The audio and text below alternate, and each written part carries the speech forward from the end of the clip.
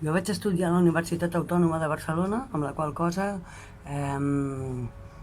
vaig tenir molt present tot el relleu d'en Gabriel Ferrater. I a més no, vull dir, no podies començar a viure en aquella universitat sense ser ferreteriana.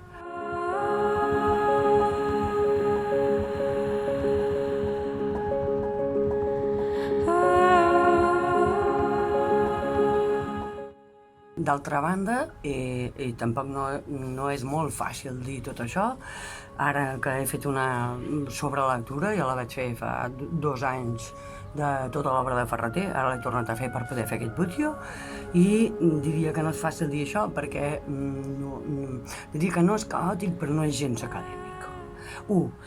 Tinc una sensació de nina de porcellana molt fort cada vegada que llegeixo els poemes d'en Ferrater.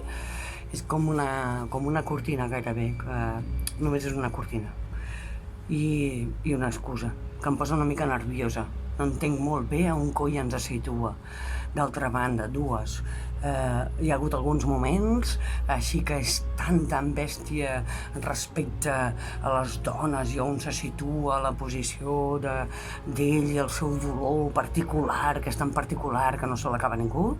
He pensat molt com si fos una mena de poesia de ranxera catalana, ara molt erudita, perquè el que tenia el Ferrater era que era molt erudit, i això no li treu ningú.